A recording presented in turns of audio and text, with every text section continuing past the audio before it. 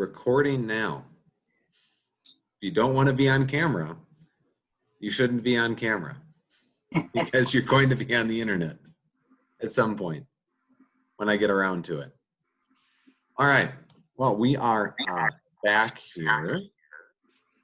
And before I get too far into this and before I forget, Jeff, I've heard nothing but good things about your work the other week. So thank you again for doing that.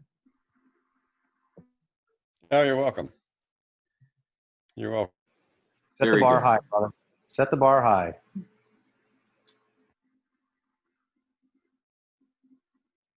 Oh, did we freeze him? Testimonies like that. Let's be all not Lutheran. We need more testimonies. Testimonies have a place, absolutely. Just not when they turn into an altar call that we start looking for as a significance. So. Okay, well, we are back here in Genesis tonight. This is Genesis 7. I threw out a little bit of a guide. This is going to talk us through get us through the flood. So that's the time frame. Let's make sure that nobody else is, okay, good. I don't have anybody else in participatory purgatory here trying to get in. I got to make sure that I undo this. There we go. Now anybody can come in. Okay, very good. Well, let's have a quick word of prayer. Then I put out that document in the group chat. You're welcome to open it. If not, don't worry about it. It just is going to serve as a guide to help kind of see some of the questions, things that I thought had some significance. So, but let's pray. Heavenly Father, we thank you that in days of old, you did not abandon your people, but you saved them through water. And we ask now that in these days, that you would save us again through water that is combined with your word in the holy flood of baptism. May we, like Noah, take hope and faith in your promise that you would save us through this strange act. And we ask that as we read your holy word tonight, you would grant us your spirit, that he would lead us in wisdom. We ask this in the name of Jesus our Lord. Amen. Amen. All right. So good to see everybody. And we'll just dive right on into it here. Then the Lord said to Noah, "Go into the ark, you and your household, for I have seen that you are righteous before me in this generation. Take with you 7 pairs of all the clean animals, male and his mate, and a pair of animals that are not clean, a male and his mate, and then 7 pairs of the birds of the heavens, also male and female, in order to keep their offspring alive on the face of all the earth. For in 7 days I will send rain on the earth, 40 days and 40 nights, and every living thing that I have made I will blot out from the face of the ground." We'll just kind of hold off there. So this is the first time that we have the Lord speaking to someone directly since the days of Adam and Cain. Genesis kind of tells us the story, but God actually, we see and hear his words here. So he speaks to Noah, tells him the plan for the ark, and all of that, whether he uses angels as mediaries or whether he himself makes himself known in a dream or something else. Here the Lord comes, and he comes to Noah, and he speaks with him. We could talk about this as a dream, or the way that I tend to see when the Lord appears in the Old Testament in ways like this is, in some way, this is the pre-incarnate Christ. This is the Word of God before he's taken on flesh coming to us. So this is Jesus talking to Noah and giving him kind of the plan of salvation, so to speak. All right. So the first question I had on here is, the Lord calls Noah righteous before him. What does he mean?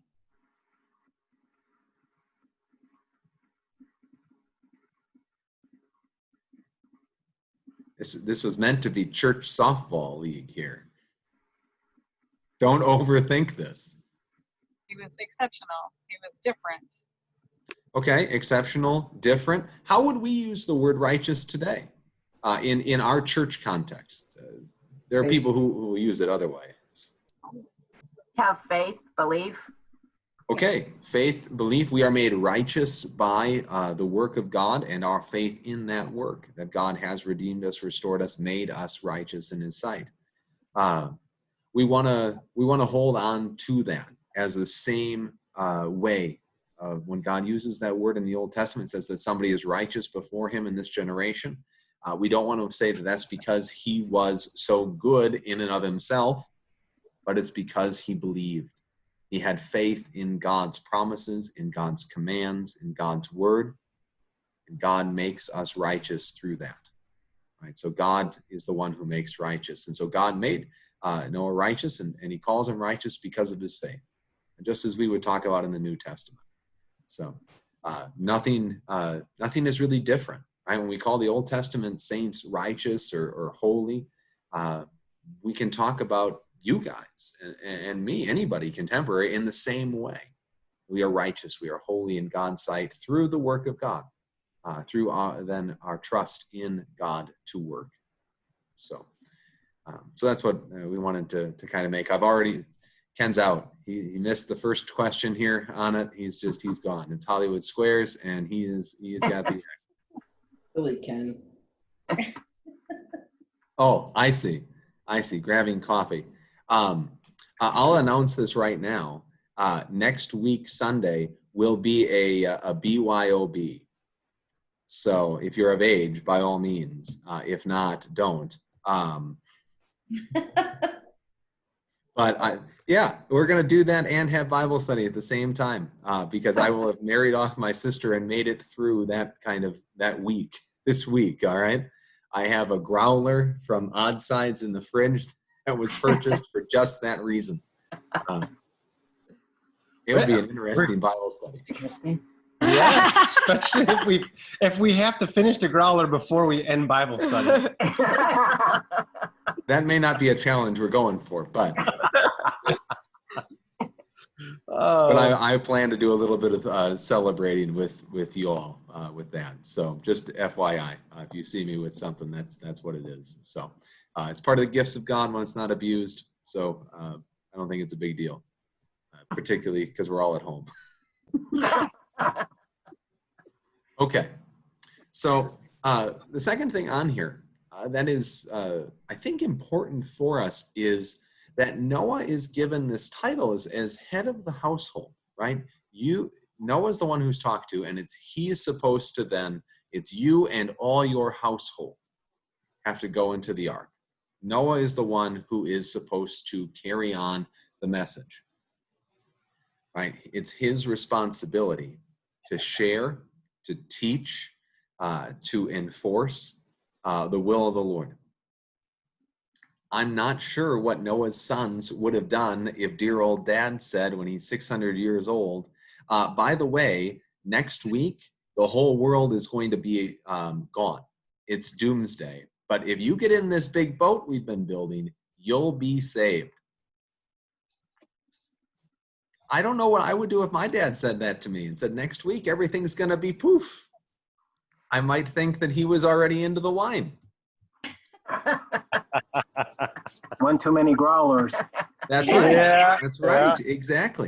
Exactly. But this portrays then the importance of not only our own personal faith, but that when we are given the responsibility of family, whether that be an intimate kind of nuclear type family, or whether that be an extended family, or even the family of faith, when we are called into authority, into the head positions of the household, we have to make sure that we share that faith and that we impart that faith. Sometimes even when it makes us sound crazy. So, an important lesson here from the book of Genesis for all of us, particularly for those of us with younger kids, still, that we can still have a little bit of a thumb over. So, this means you, Erica. Mom and Dad have the authority here. They will teach you the faith. And this is God's work and will. So. Yes, indeed. Yeah. But we see this. This is not just a pattern. This is a pattern that we see play out extensively in the book of Deuteronomy, right? We hear in Deuteronomy 5, we get the great Shema, Shema Yisrael, Shema Elohim, Shema Ahenu. The Lord our God, the Lord is one. It's the great promise of Israel. And then following that, we get, and parents are to teach this to your children. You teach these commands and these precepts that the Lord has given to his people when you stand up and when you sit down, when you come in and when you go out, when you eat and when you sleep, right? This is like how football normally is to the Midwestern man, always on his mind and tongue. This is what God says of the household, that we ought to be looking for and seeing God at work and speaking of what he's done all the time as we teach our children and pass on that faith. St. Paul will take this same idea of headship. He'll play it out in Ephesians, and we'll see it elsewhere in the New Testament, where the head of the house becomes then kind of the pastor of the house, the teacher of the faith. And so we see this here already, that what Paul brings out in wonderful ways in the New Testament, and that we normally would associate with kind of teachings on faith and things, plays back to Deuteronomy, plays back all the way here to Noah and to the days before even Israel was a nation. So God has had a kind of a way of doing life for a long, long time.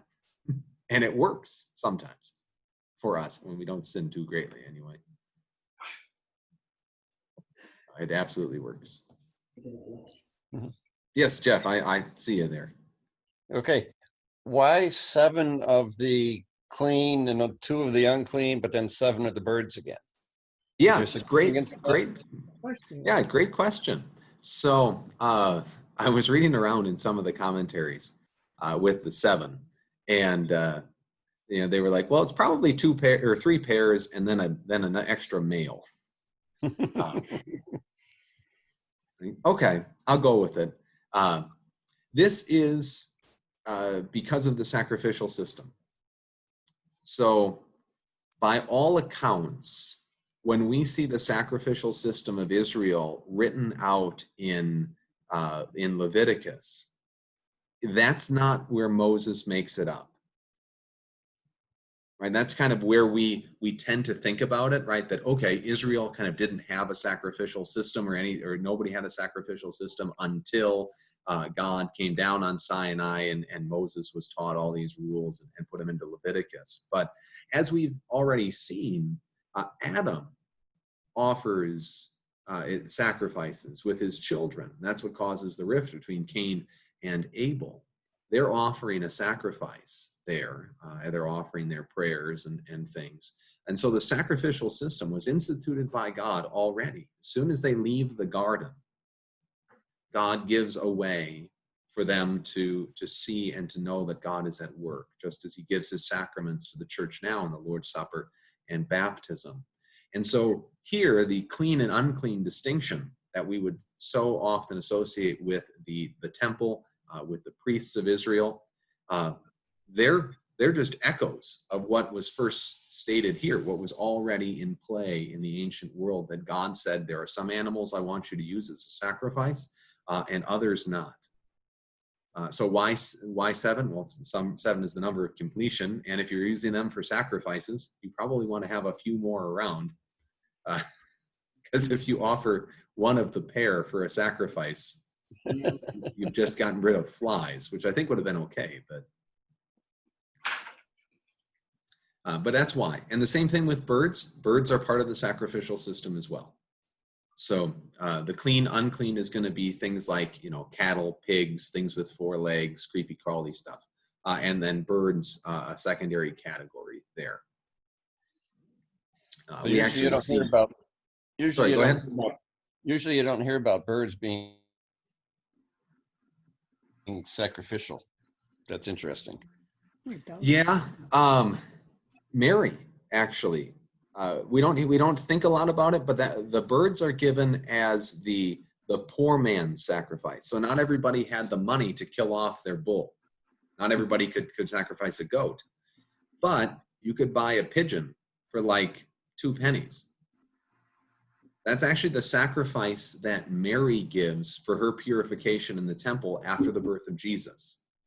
When they go to the temple 8 days after Jesus is born, for her purification, for the rite of circumcision, all of that stuff, when we have Simeon and his song that I've seen the salvation of Israel, that's what she's offering. She's offering pigeons.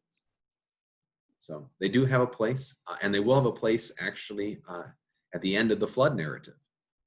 Noah starts sending them out because he's got a few. Very good. Great question, Jeff. Oh, wait. Can I make a stupid comment? Have you listened to me? So I know, when God created the earth and the birds were separated from the land creatures as well. Would that kind of play into this as well, or no? Yeah. Yeah, you actually get a little later on in this kind of section and paragraph, you get a greater distinction. You kind of get, in Genesis 1 and 2, you get the animals upon the ground, the beasts and things. Then you get birds and fish and creepy crawly things. And a little later here, you actually have a division of those animals between clean and unclean, or between beasts and livestock. Beasts being the evil, bad, two-of-a-kind ones, and livestock being the ones you can use. And some of the more modern commentaries who want to kind of think about a scientific answer for all of this go to great lengths to say, like, inherent within the human condition is an understanding that cows are good. So there's your silly comment in response to that. But you're absolutely right. It's an homage to the wholeness of creation being found in the ark, so that nothing is lost of the original creation, only purified. All right. So we talked about the pairs of unclean and clean. We talked a little bit about that distinction, thanks to Jeff. Now, here's my silly question that I ask here. It's about halfway down that page. It says, Noah talks to God on what day of the week? You will not find it in the text. I think you got to take a guess and a stab here. Monday. Monday? Why Monday? I would say Sunday. Sunday. God doesn't do anything on Sunday. First No, day God of the doesn't do week. anything on Saturday. Saturday is the Sabbath. Sunday is the first day of the week. Okay, Well, then Sunday. I forget. It's different in the Old Well, Testament. Because the text actually says, 4 in 7 days I will send the rain. Mhm. So, I mean, when does the rain start? So then you got to go back, I guess, right? Yeah, I mean, he talks 7 days before the flood. I guess if we were really good scholars, maybe we would try and count every single day that the Bible gives us and figure out where, what day, if it was a Tuesday or something like that. The reason I bring it up is exactly because of that in 7 days. So you have 1 day, and then you go a week to that 8th day. And this is again that homage to the octet, or to the 8th day kind of theology that we've talked about, that on the 8th day tends to be the beginning of new creations. So day 1 tends to be the day of the beginning of creation, or the start of something. And then 8th days tend to be where God renews or restores. Jesus, right, comes in on Palm Sunday, and 8 days later, Easter. Right, 7 days later, it's the 8th day, it's Easter morning. It's on the first day of the next week is how John talks about it. So it's the 8th day. Jerome, ancient church father, he sees this 8th day stuff, and he brings it actually to the Psalms, because there are numerous Psalms whose titles will say on the octet or in the octave, talking about on the 8th day kind of stuff. And then he'll read those Psalms in light of the flood, in light of Jesus and his resurrection. And it just kind of adds some context to the prayers and teachings of God's people. So that's why I put it on there. Plus, I like to think it was Sunday. I'm a sucker like that. So that every time we see a baptism, it's a mini flood. Point 1 for Heather. Hardly. She has 1 for the day. That's good. That's good. If I stay in the positive numbers, I mean, I'm happy. Winning. That's right. That's right. So, because you guys do enjoy some of the numbers as well, I put down a few of these numbers here that we can talk about. Oh, I should probably finish reading the section, shouldn't I? Let's read for the rest of the section here. Noah did all that the Lord had commanded him. Noah was 600 years old when the flood waters came upon the earth, and Noah and his sons and his wife and his sons' wives went with him into the ark to escape the waters of the flood. And of the clean animals and the animals that were not clean, and the birds and of everything that creeps in the ground, 2 and 2, male and female, went into the ark with Noah as God had commanded Noah. And after 7 days, the waters of the flood came upon the earth. I'll get to you there, and I promise. And in the 600th year of Noah's life, in the 2nd month, on the 17th day of the month, so we could actually figure it out, on that day, all the fountains of the deep burst forth, and the windows of heaven were opened, and the rain fell upon the earth 40 days and 40 nights. Yes, there. Did he have to collect sky creatures as well? Because they could fly, right? Yeah, I mean, they could fly. I think God brought them to him. So did they just fly around and then touch base every once in a while just so no one knew they were fine? Probably. I mean, when everything gets underwater, though, it's they need a place to land and they need a place to rest. So they would have rested on the boat somewhere. You can go down to Kentucky. They have an answer for you. I was Road trying trip. to do that when we were there. All right. So numerology here. Again, just kind of talking through numbers. We've talked about the number 7. 7 is a number of completeness. 7 days in the week. This is what God rests on the 7th day because all that he had done, he had completed the creation. So when we see the number 7, that's not just a temporal marker. It certainly is 7 literal days, but it is also then a way of the fullness of time that was needed to flood the whole earth. So we get the number 2 here.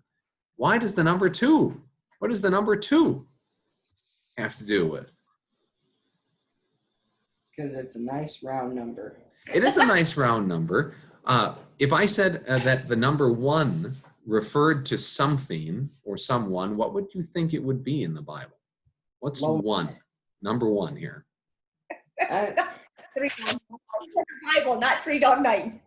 It's not the loneliest number. God.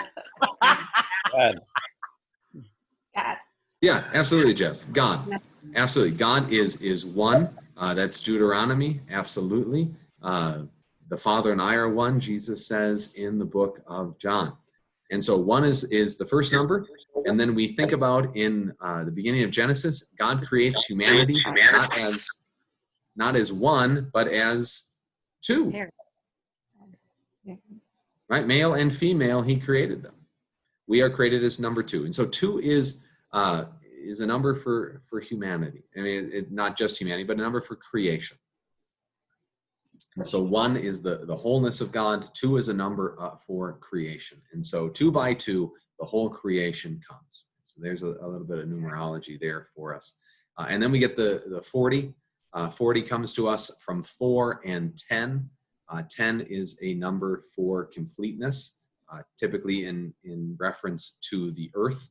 And 4 is the 4 corners or the 4 winds of the earth. And so this is the totality of the earth when you see 40 there. So the totality of the earth is covered in 40 days and 40 nights. And that would be the loneliest number, Theron. How could I not have known? 1 means 2. It's amazing. Right. That's right. Well, this is, I mean, come on, this is metaphysics at this point. We're not talking about mathematics. Wait, metaphysics or physics? Metaphysics. What's the difference? One's more meta. Yeah. One has to do with the conceptualization of ideals and philosophy. So how do things exist versus how do things work? Okay. Physics is how things work. All right, Simple I knew math and that. theory, yeah. Okay. Metaphysics is just kind of back that up one step. Okay. Seriously, one is more meta. I think you're blowing his mind right now. Okay, maybe teenagers are not ready for the adult class like I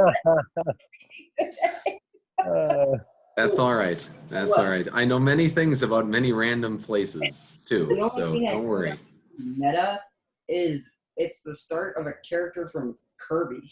Oh, okay. Figure it out. That's Meta Knight. Yeah. Yes. Nice. Our I'm pastor's ashamed that I know this. our pastor's on the same wavelength with the teenagers. It's great. This is terrible. This is what has become of me. All right, very good. Going back to Noah being 600 years old. He's 600 years old when the flood comes. This is I think a very nice way for us to connect with the two ages. So the earth pre-flood and the earth post-flood, and kind of see how the teachings can carry over, how life kind of flourishes thereafter. We know that Noah is 600 years old. We know that he's going to live several years after the flood, and that just kind of it serves as a touchstone for us as we move into kind of the new world. So just a nice little connection. And they escape the waters of the flood. I'm going to skip down here because I want to talk about waters. We're going to talk about some physics here, Theron, okay? Here's some math. All right, it's on the second page of that document that I sent to you there. Water comes on the earth, and this is the math that I figured out. This may not be correct, but it's at least close, okay? This is how many gallons of water would have to either rise up from the earth or come down from the atmosphere for 12 inches of rain per hour to cover the whole earth. And that's the number there. I'm not even going to try. Oh, okay. I was gonna say because I tried to download the document, but I had to log into Dropbox. Oh, gotcha. It's 41, comma, a whole bunch of numbers, comma, 3 numbers, comma, 3 numbers, comma, 3 numbers, comma, 3 numbers. So we is that went the trillion? past billions and trillions. Just as a point of reference for this, Kauai, Hawaii, on January 24th, 1956, received 12 inches of rain in 1 hour and 43.5 inches of rain in 48 hours. It worked out to about 1.8 inches per hour. And applied to the flood, if the rain of that's the most rainfall that had ever been recorded in one location on the earth.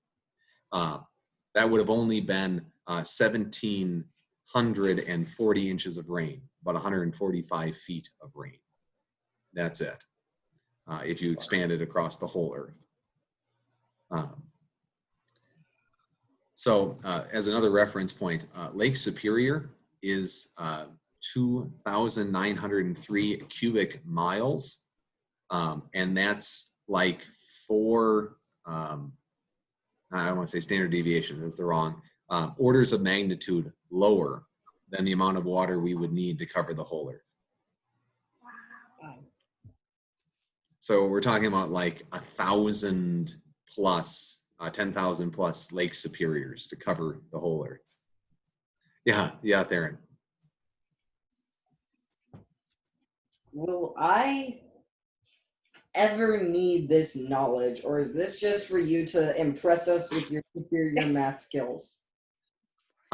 Number Yes. one, never, 30 never, steps. ever be impressed by my math skills. You too can have these skills if you take the 60-second quizzes seriously when you have them. doing basic math. No, the reason I kind of share this information, Theron, is this is one of the most common places where we find as Christians there is a pushback against the biblical narrative.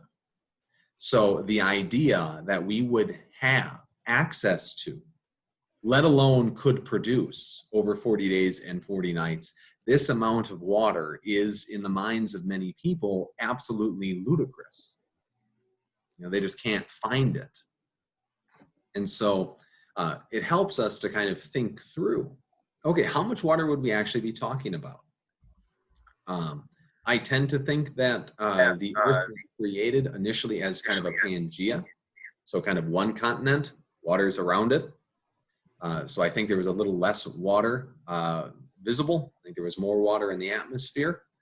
And as physics has discovered for us, geophysics anyway, there was a wonderful paper written about 3 years ago where they are now postulating that inside of the Earth's crust is not all magma, but it's water.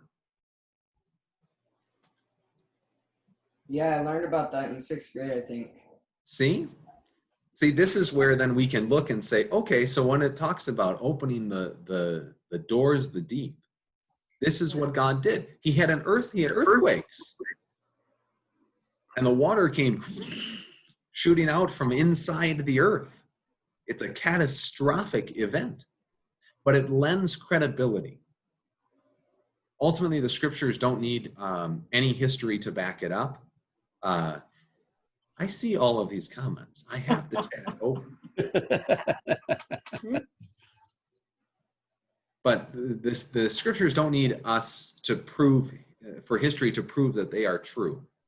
But kind of understanding the amount of water we would need, and then being able to see manifestations in creation where some of that water could come from, help us to articulate our faith and to defend our faith, particularly as we seek to bear witness to others, so they don't just think we're crazy people. That's why I share it with you, Theron, and with everybody else. Okay, sorry. That's okay.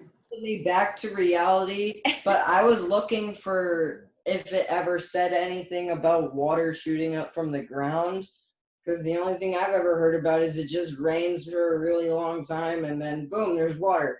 Yeah, it actually says Ah, it. okay. So,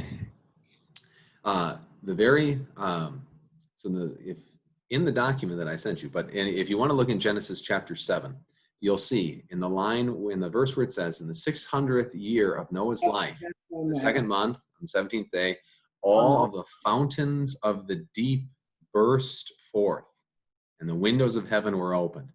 So Theron, I got to show you a picture. All right, I'm going to share my screen. Show you guys this. Share. All right, now I got to make it so you can actually read it. Here we go. A little better. Make that big. Come on. All right. This is a Jewish worldview diagram. So this is kind of following the biblical narrative of the Old Testament we've been reading and talking about. This is a fairly good visualization of how the earth kind of looked to them. So right here in the middle, we have the earth, okay? We have the seas, the mountains here on the edge, right? And then you have the foundations of heaven over here on the side. These are kind of the places you can't quite see. It's where the sky and the land meet. You got Sheol here underneath the earth, and then you have the great foundations of the earth, which are surrounded by the sea. And the further down you go, you get to the storehouses and the fountains of the great deep. This is what Theron learned about in 6th grade, the great waters that exist underneath the crust of the earth. And we here see them kind of shooting up. If you look up here, God in the heaven of heavens is up here, way above the firmament of creation. You have windows and doors of heaven up here, and then you have the waters that kind of existed above the firmament. If you go down to see the Creation Museum, they will have a document pretty close to this that you can see and kind of walk through. But the basic supposition is that surrounding the ozone layer, what we have is the ozone layer now, there was some kind of water layer that also existed out there. Whether it be actual liquid or just a bunch of, gaseous HO2 out there, kind of making it thicker and preventing, cancerous rays from the sun and whatnot. So there was waters up and there was waters down. There you go. I'm stopping the share. If you want this file, let me know. I'll send it to anybody who wants it. That's cool. Yeah, it's a helpful enough document that I keep it around. Because this isn't the only place. You'll see discussion of the fountains of the deep within some of the Psalms and even within Jonah. That Jonah is swallowed up by this great fish and he's taken down to the depths. And that's where kind of he's imagining he's going, is down into this underworld, into this place of death, this place that is about as far away from God as you can go. All right. Any questions on this stuff? Comments? Things I need to run by? Well, good. Well, let's finish up here. Genesis 7. We got another bit of a paragraph here that I'll read for us.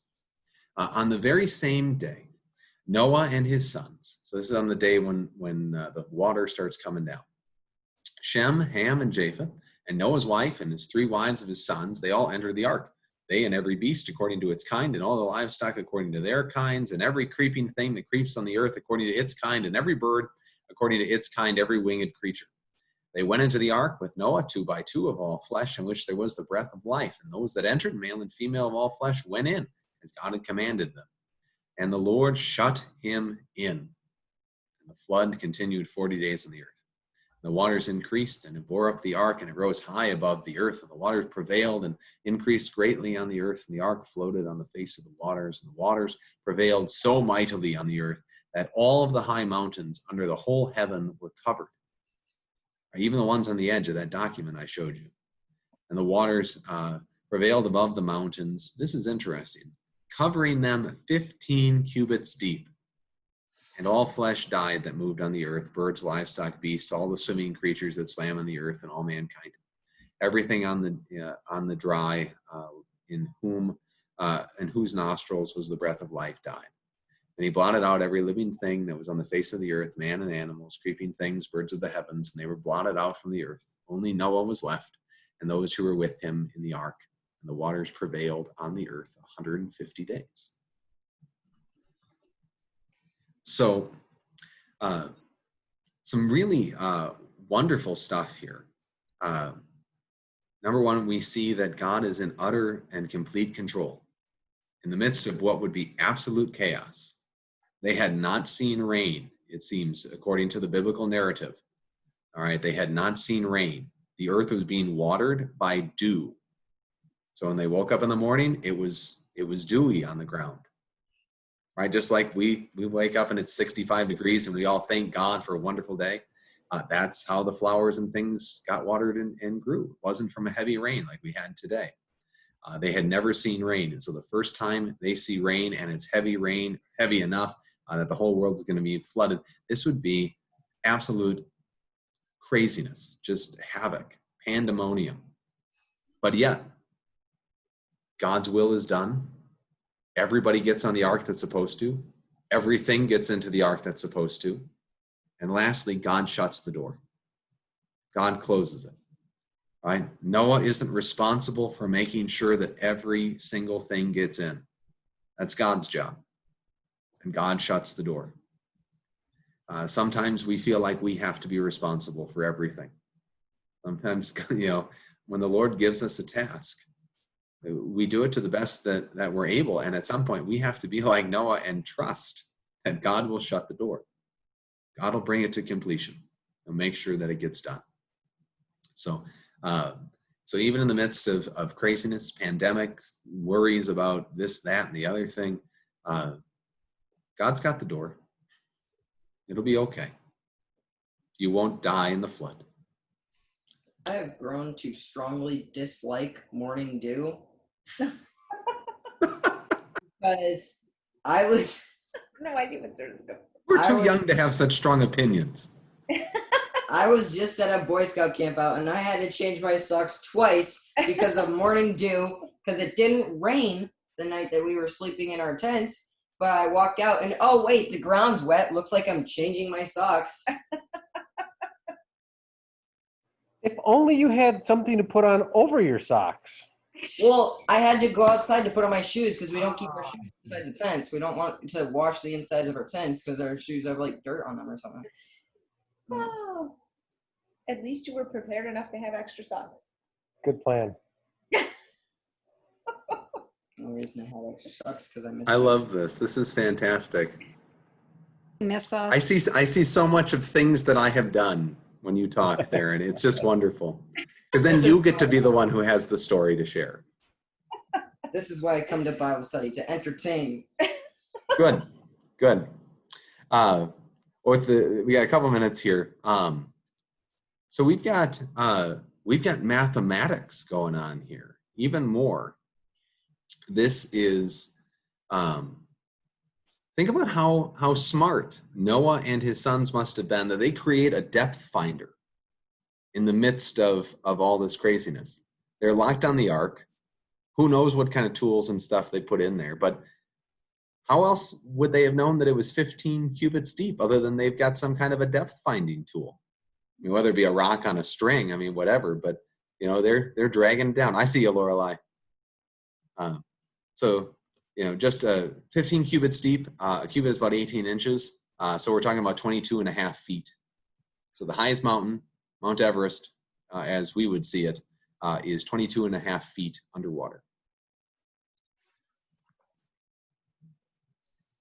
But I still think it's just cool. It is a lot of water. And how cool is it, right? That these guys had enough like, hey, we're sailing, and they wanted to see how deep things were. So they let down a rope and figured it out.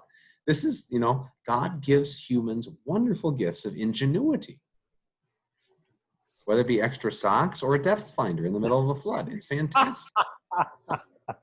I'm the most ingenuitive person in the world besides Noah and his sons. Yes. I know.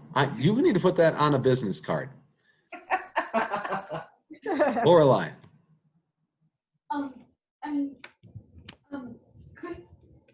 Because since it was Moses writing this generations later, Yep. they might have written it down. So wouldn't it probably have just been God telling him, "Yeah, this is how deep it was"?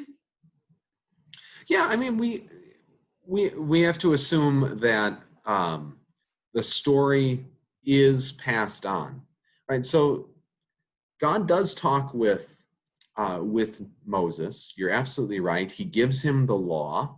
He spends 40 days up on Mount Sinai with him, explaining to him, you know, many things, revealing much to him. But most of that, it would appear, would have to do and had to do with the upcoming religious life of Israel. So putting down, what is the priesthood going to look like? What is the priesthood supposed to do? Kind of the end of Exodus, Leviticus kind of information. Did God tell him the stories of Adam and Eve? Well, maybe. I can't tell you that you're wrong on this, but I think there's also the opportunity for these stories to have been passed on. Noah would have learned the stories of Adam and Eve from his father and grandfather, one of whom, the grandfather, would have probably seen Adam alive. And so would have been kind of third hand or third generation passing on that knowledge. And so Noah would have had that. Shem would have had that, who passed it on to Abraham. Abraham passes it on to his children. And then once Jacob has it, then Israel has it. All right, so there is a line where we can say that there is an ability for the oral stories of God's people to be passed on as well, which is why I'm willing to say things like they made a depth finder. Now, I can't tell you that thus saith the Lord, they made a depth finder on the ark. All right, you're absolutely right in saying that the Lord could have told Moses, as Moses was writing this, well, it covered the earth, and the Lord kind of chimes in over his shoulder by means of the Holy Spirit. It was 15 cubits deep. All right, we got to put that in. But it seems like one of those details that in oral history would have been passed down. If you think about Homer and that tradition of the Greek story being passed on, those kind of details tend to stick. Cool. So there's water all over the earth. For 150 days with the beginning of the rain until the end of the rain, and the days where the water is prevailing, so just sitting on the earth, not draining off, is about 190 days. And why so long? Make sure everything's dead. Be thorough, I think. I don't have a better answer. That seems like a long time, because I mean, without being prepared, you won't be able to last that long in the cold water. So, yeah, I think it's probably that long for the for some of the fish population. If I'm being kind of fish pop, is it killed off the fish? Some of them. Because mine says that swarmed the earth, not swam the earth. Well, it's certainly all those things that were on the face of the earth, but you're going to have some fish die off simply from the change of water, pH, temperature, junk in it, Sure. dead things floating. Yeah, dead things floating. Plus, you got to make oil, right? Right. Well, yeah. So that America can rise as a superpower 2,000 years later and be the Right. chosen nation of God. We got to have our Be oil. energy So. independent. Yes. Sorry, YouTube, do not censor me. That was satirical.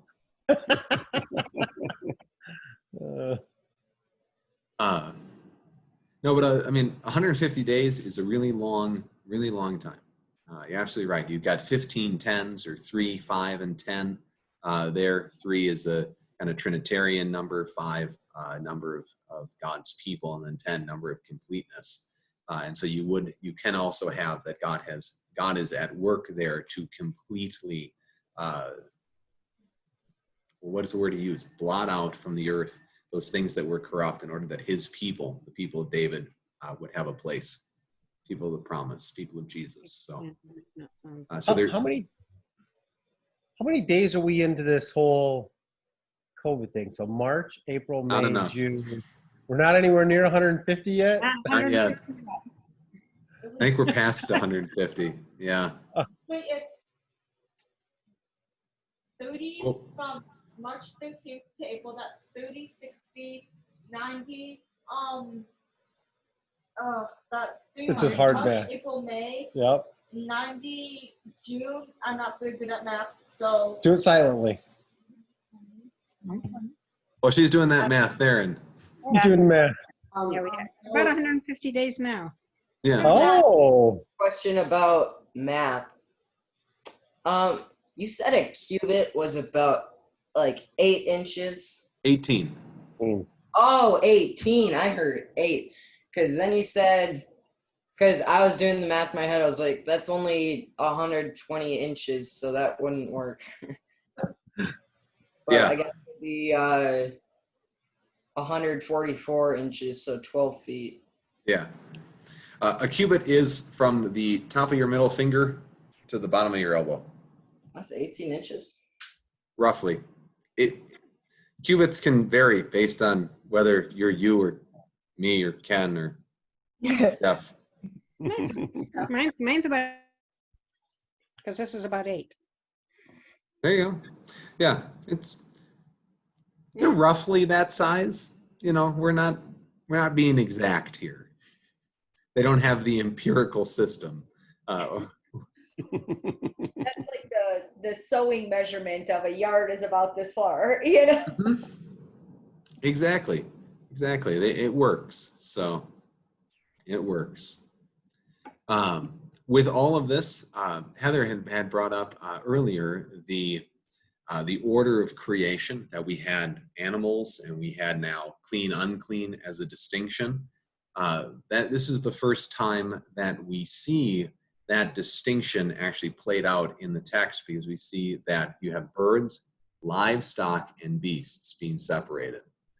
That livestock beast division is the division of clean and unclean that we see in Leviticus. It is the division then that we see that'll play out in like the New Testament, where Jesus will go out in the desert with the beasts, those things that are unclean, versus staying with God's people and the animals, the livestock.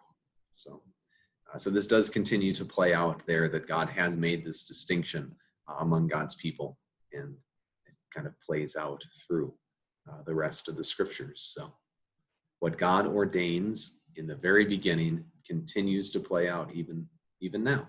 Hey, they're back. Darren keeps knocking videos around here. Yes. I think the only other comment that I have in all of this is more of a psychological or even existential kind of thing, is just the deafening noise of this event. I know we put it up on our children's walls and we paint nurseries with it, but like we had a fairly intense rain yesterday night, this morning. I know some people were woken up by it. Now just imagine that noise for 40 days and 40 nights.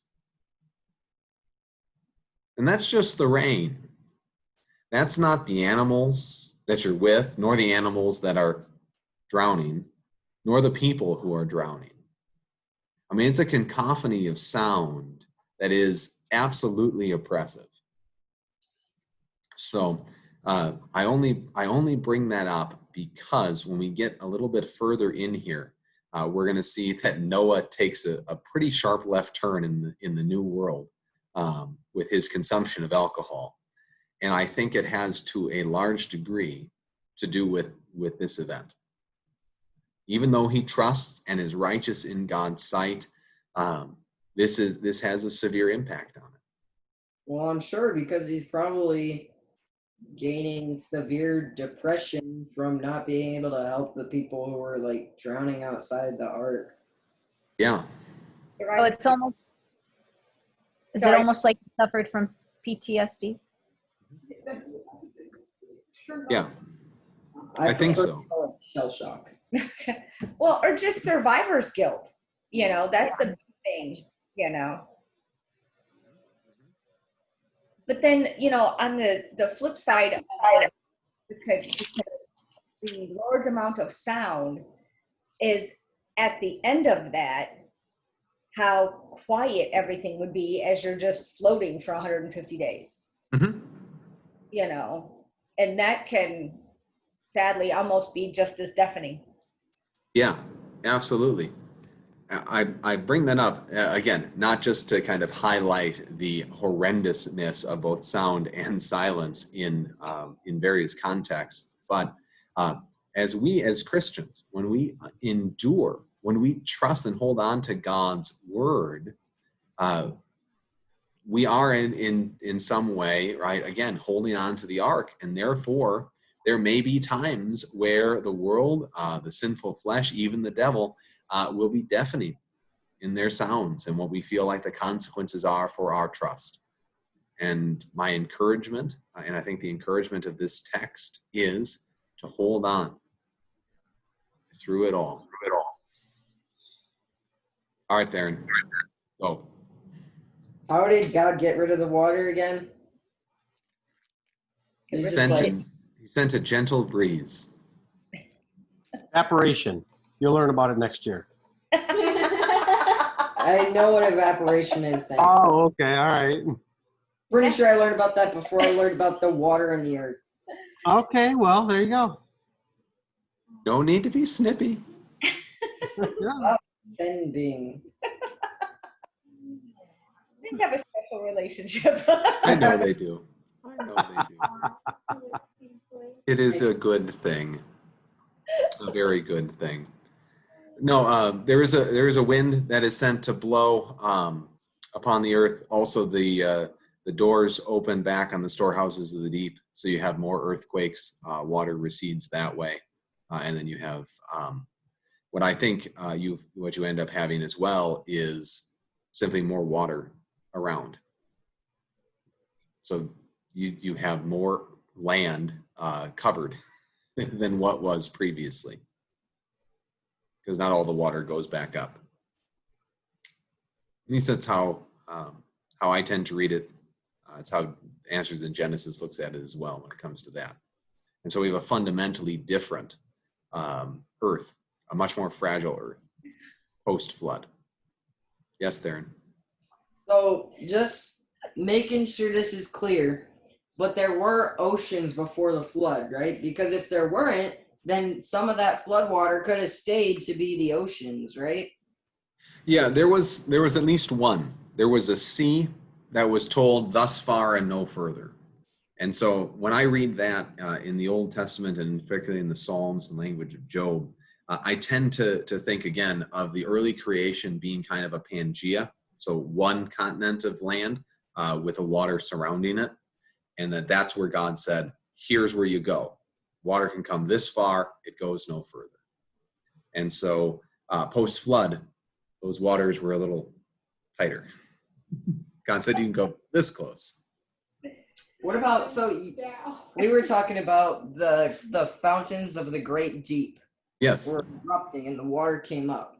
Yep. Were the fountains of the great deep, when they erupted, did they erupt from the oceans or did they erupt from the land? Because that could have like created the lakes, right? It could have, yeah. I don't know. Do a mock-up on it. Let's find a bunch of clay, and you can do a mock-up for us. Make a diorama. That's right. Get him a whiteboard. Baking soda volcanoes are never dead. Okay. Good stuff. All right. Well, that's what we have for you tonight with Genesis chapter 7. We will be back next Sunday with Genesis. Again, there is nothing on Thursday that I will be leading because I'm going to be leading a rehearsal at that point and trying to herd cats. So My favorite. they never listen. The rehearsal should be 35 minutes at most, but we spend an hour because nobody will listen how to walk. Every time. Every time. Yeah. Did you see Ken's question? He's worried about meat. Oh. I think the extra animals were meat, weren't they? I mean, there was to feed everybody. They don't eat meat until after the flood, Ken. I don't know. Fruits and vegetables, Ken. I know that's a foreign subject. 150 days is a long time to go without protein. Why do you think that he was willing to eat them? Beans. Why? Well, he was willing to eat them because he sat with them for 150 days listening to him. Exactly. Yep. He'd had enough. Yep. All right. Well, folks, we will set you on your way again next week, Sunday, 7:30. We'll be back. We'll be back in Genesis chapter 8. I'll have another file up for you if you want to take a look at it at that point. It will be BYOB in celebration that I don't have to ever marry my sister off again. God willing. So, Pastor, is that at the church on Friday? no, it's not at the church. I'll be in Pontiac. I got you. For it. Some greenhouse. Green. Don't ask. I don't even. Okay. I'm gonna have to edit this on YouTube. She may find it.